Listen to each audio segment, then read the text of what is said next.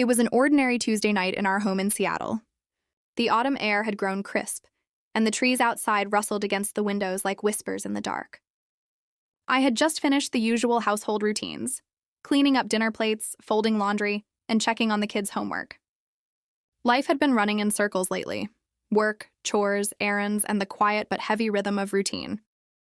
I went to bed earlier than usual, exhausted from the day.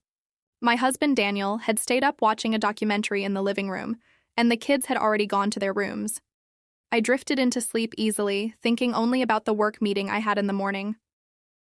But sometime during the night, I stirred. At first, I thought it was the sound of the wind. But then I realized someone was near me, their voice low, as though they were speaking not to me, but to the silence itself. I didn't open my eyes immediately, partly because I wasn't sure if I was dreaming, partly because I was too drowsy to react. But then I heard the voice clearly. It was Mateo's.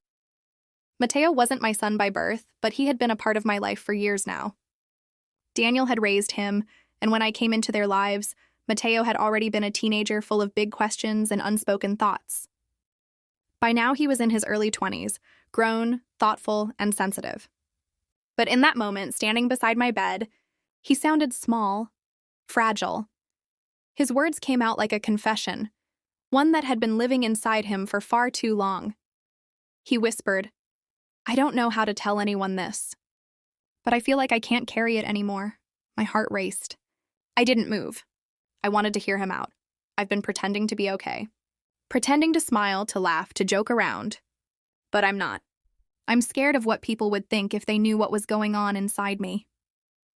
His voice cracked, and I could hear the weight of his struggle pressing down.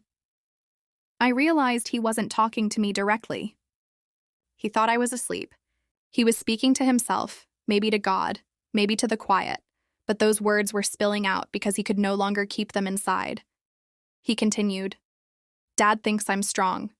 Everyone thinks I'm fine, but I'm not. I feel like I'm falling apart." A lump formed in my throat. Mateo had always been the one others leaned on. His friends came to him with their problems, his younger siblings looked up to him, and Daniel was proud of how mature he was. But here he was, breaking in the shadows of night. I stayed still, torn between letting him speak and reaching out.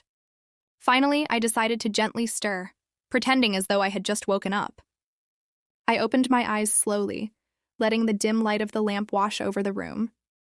Mateo froze when he saw me move, like a child caught in the middle of something forbidden. "Mateo?" I whispered softly, my voice rough from sleep. "Are you okay?" His face paled. He shook his head, fumbling for words. Sorry. I didn't mean to wake you. Forget it, but I couldn't forget it." "No," I said gently, sitting up. "I heard you. You don't have to hide from me. Tell me what's going on." At first he resisted. His eyes darted toward the door. But then his shoulders sank, and with a shaky breath, he sat at the edge of my bed. His confession poured out like a dam breaking. He spoke about the pressure he felt to live up to expectations, how he carried the image of being dependable when inside he often felt like he was drowning. He spoke about nights where sleep didn't come easily, mornings where even getting out of bed felt impossible. He admitted that he had never told his dad because he didn't want to disappoint him. I listened. I didn't interrupt. I let his words hang in the air, fragile but powerful, and when he finally stopped, when silence pressed between us like a thick curtain, I reached for his hand. "You don't have to pretend anymore," I whispered. "Not with me. Not with any of us. Mateo, you're not weak for feeling this way. You're human, and you don't have to carry it alone." Tears welled up in his eyes, and for the first time in a long while, I saw him allow himself to be vulnerable. That night, in the quiet glow of the bedroom lamp, something shifted between us, not in roles or titles, but in understanding. He realized he had a safe place to land, and I realized just how much unseen weight he had been carrying. The days that followed weren't easy. There were conversations, real, raw, and sometimes painful. Daniel was surprised when Mateo opened up, but he listened with patience and love. Together, we encouraged Mateo to seek help, to talk to a counselor, to lean on the family without fear. And slowly things changed. He began to smile again, not the forced kind, but the kind that reached his eyes. He started to talk more openly at dinner, to join in conversations, to share his music, his ideas, his thoughts. The house felt lighter because he no longer bore his silence in the shadows.